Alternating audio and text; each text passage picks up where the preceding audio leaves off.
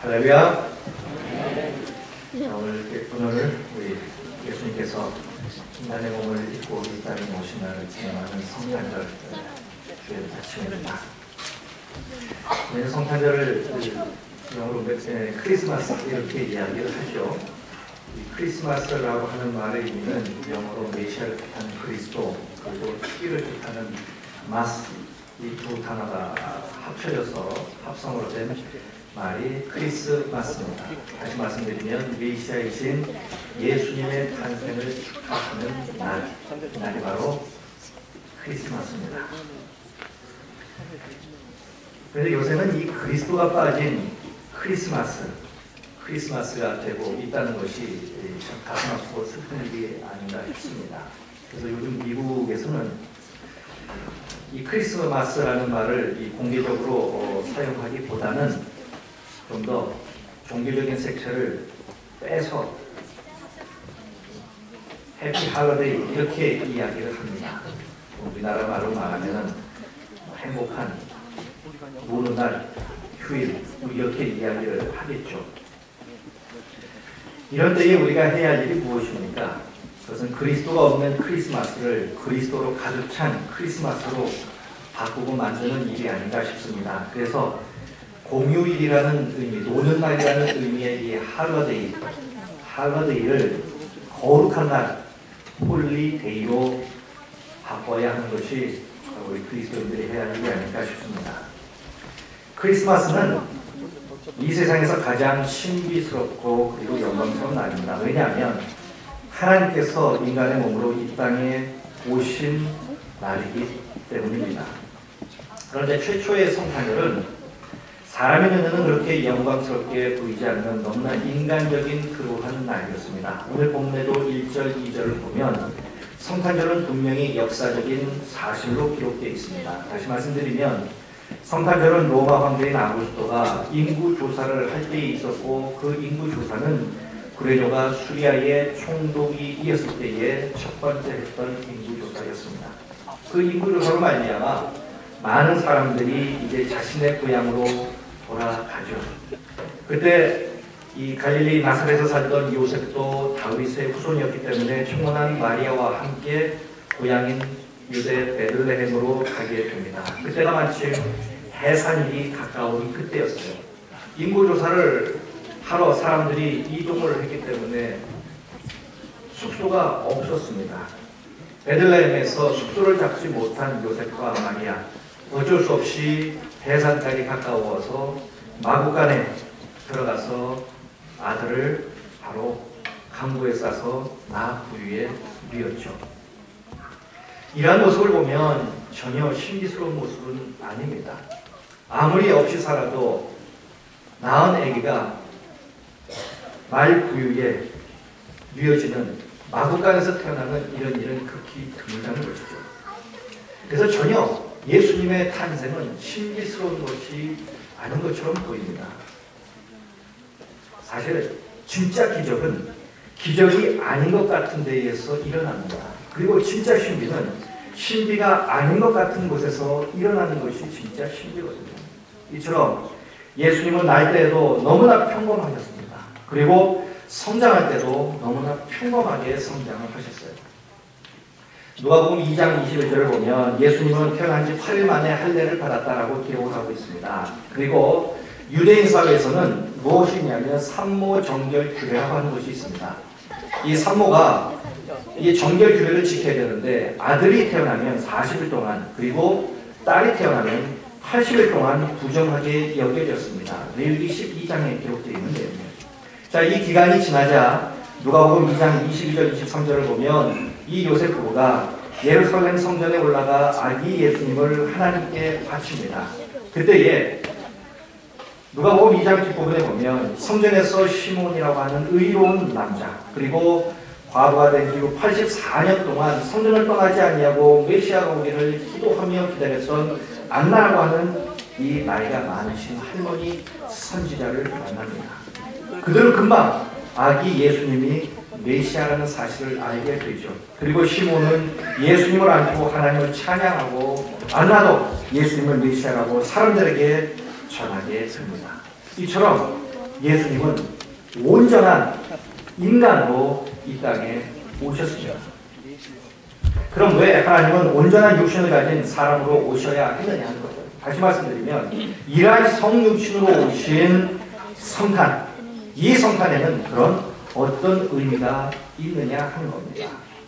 오늘 아침에 두 가지를 말씀드리기 원합니다. 첫째는 낮아짐입니다. 낮아짐.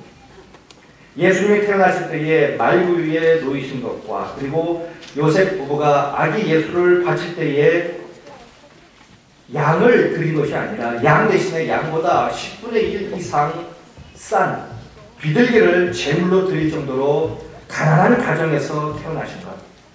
이것은 바로 낮아짐을 상징한다는 것입니다.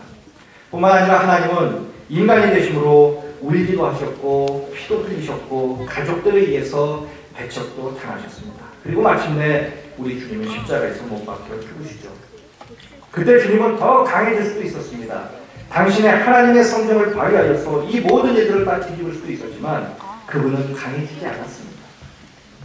그 어떤 인간보다도 더 약한 모습으로 그 고통을 그냥 감수했습니다. 왜냐하면 진짜 강함은 외적으로는 약함으로 나타나기 때문입니다. 결국 하나님 안에서는 약한 것이 강한 것이 되었다는 것이죠. 그렇다면 이제 우리가 가지고 있어야 될 생각 중에 하나는 능력이라는 개념, 복이라는 개념, 이것이 좀 수정되어야 되지 않을까 싶습니다. 사람들이 간증하는 것을 보면 그렇습니다. 육신의 병을 고친 간증은 많습니다. 그런데 마음의 병을 고친 간증은 그렇게 듣기가 쉽지 않습니다. 돈을 많이 벌었다라는 간증은 많이 들리지만 돈이 없어도 행복하게 살고 있다라고 하는 간증은 못 들어봤습니다. 높아지고 유명해졌다라고 하는 간증은 들어보는데 낮아지고 무명해도 만족하며 범사에 감사하고 살고 있다라고 하는 간증은 들어본 적이 없습니다. 사실 진정한 능력과 축복은 높은 삶에 있는 것이 아니라 높음에도 불구하고 낮아질 줄 아는 삶에 있다는 것이죠. 우리가 지금보다 더 복된 존재가 되려면 지금보다 능력은 부단히 키울 때에 그럴수록 우리는 더욱더 우리 자신은 부단히 낮춰야 한다는 것입니다. 예수님이 나실 때에 천사가 그 소식을 제일 먼저 알려준 사람은 부자나 권력자들이 아니었습니다. 밤에 양떼를 지키던 그 당시에 가장 비천한 직업을 가지고 있었던 목자들이었습니다.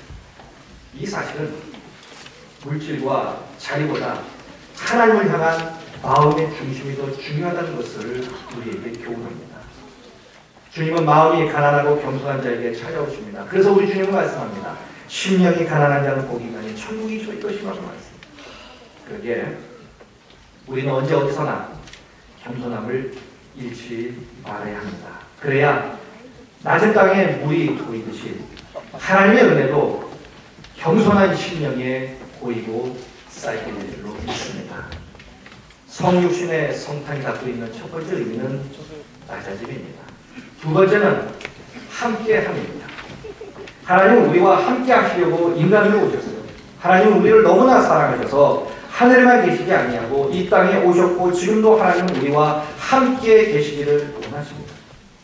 인류의 역사에 있어서 최고의 신비는 하나님이 우리와 함께 하시려고 만왕의 왕의 영광과 그리고 초자연적인 능력을 버린 채 이 땅에 오셨다는 것입니다.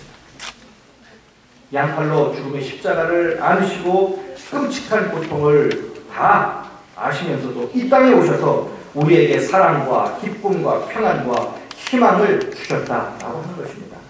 그래서 우리가 그분의 영광을 보고 그 영광을 같이 누리기를 우리 하나님은 지금도 간절히 소원한다는 것이죠.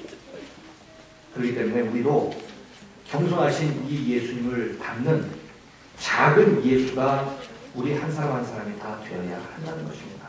그리고 또한 우리는 우리 주님의 도구가 되어야 할 필요가 있습니다. 왜냐하면 지금도 우리 주님은 우리를 필요로 하고 계시기 때문입니다. 오늘 보면 7절을 이렇게 기록하고 있습니다. 천하들을 강보로 싸서 그 위에 뛰었으니 이는 여관에 있을 곳이 없음이라 이렇게 기록하고 있습니다. 여기 보면요, 우리 주님의 성육신을 생생하게 만드는 두 가지 상징물이 나옵니다. 첫째는 강보가 나오고 두 번째는 구유가 나옵니다. 창조 능력을 행하시고 이 땅에 창조물을 가득 채우신 그 하나님이 아기로 오셨어요. 그리고 그 아기가 지금 강구에 쌓여 있습니다. 그 아기는 누군가가 돌봐주어야 살 수 있는 그런 아기입니다. 전능하신 하나님이 사람의 손길을 필요로 한다는 것, 얼마나 역설적인 말씀입니까? 이것이 과연 무엇을 의미할까요?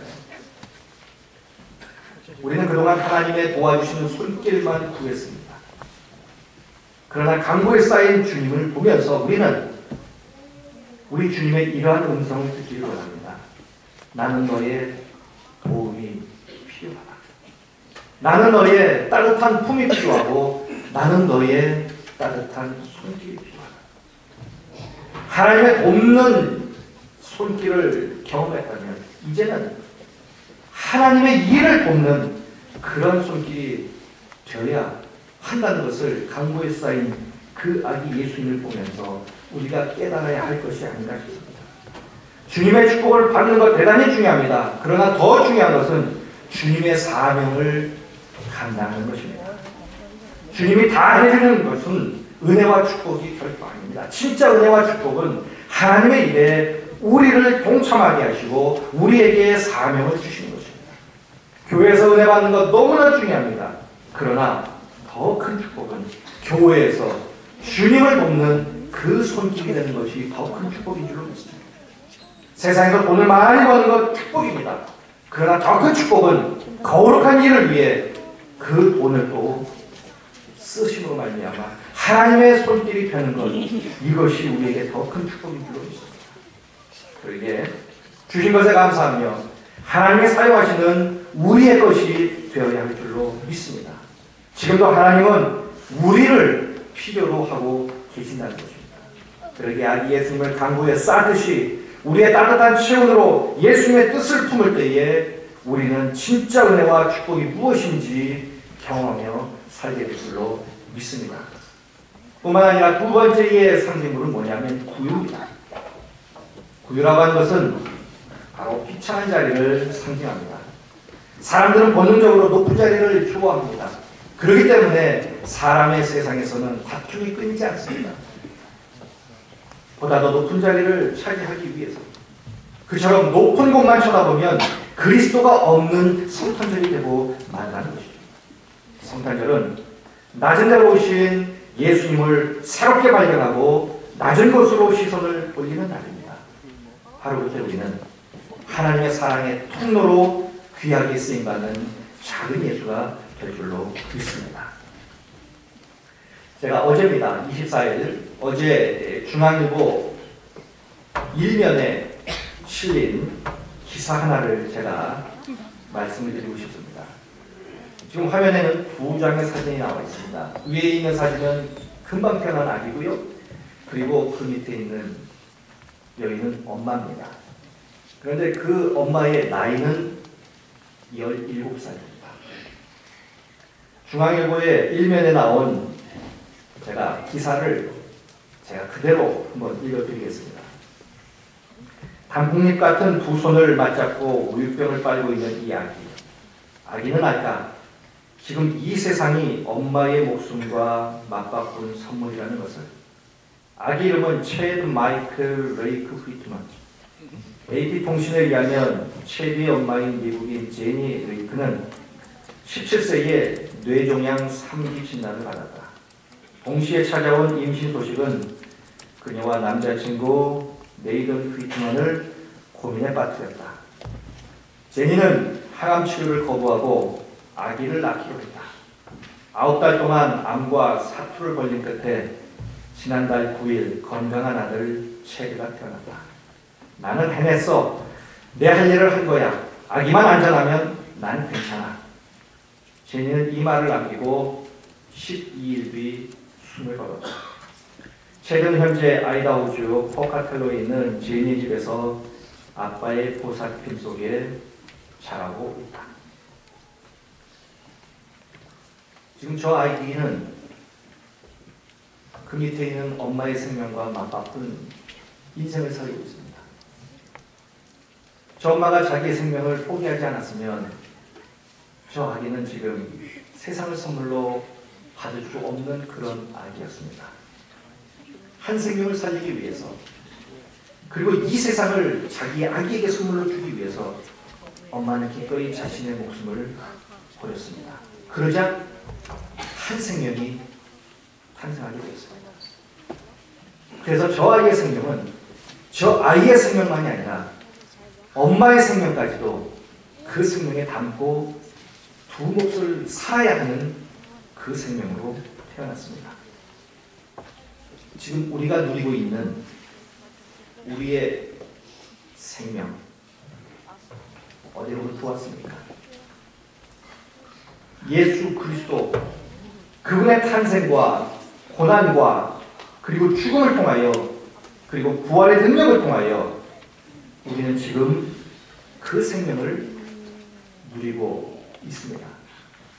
이 생명을 주시기 위해서 우리 주님이 성육신의 탄생을 하셨습니다. 이 감격적인 하나님의 역사를 기념하고 감사하기 위해서 오늘 우리는 이 자리에 모이셔서 그 하나님께 예배드리고 있습니다. 이 예배를 통하여 생명 주신 예수님의 목적과 그 생명을 주신 하나님의 뜻이 무엇인지 우리는 다시금 발견해야 하는 그러한 귀한 시간이 아닌가 싶습니다. 그리고 우리에게 주신 그 예수님의 생명의 값어치만큼 살아갈 수 있는 우리의 인생이 되었으면 좋겠습니다. 그리고 우리 예수님께서 우리를 향하여 이렇게 말씀해 주시기 좋을 것 같아요. 내가 너에게 나의 생명을 준 것이 너무나 잘한 일이구나. 우리 주님이 우리를 향하여 이 고백을 기쁨으로 하실 수 있는 그런 삶이 되었으면 좋겠습니다. 우리 안에는 지금 예수 그리스도의 생명이 흐르고 있습니다. 우리 없이 두 몫을 살아야 하는 그러한 생명을 소유한 우리 모두 하나님의 자녀들입니다. 주신 그 생명, 그 값어치만큼 우리도 살아야 하지 않을까요? 우리 모두 예수 그리스도의 생명을 부여받은 작은 예수가 되어서 우리를 통해 예수님의 이 성탄의 목적이 이루어지는 그러한 복된 삶이 되시기를 주님의 이름으로 간절히 축원드리겠습니다.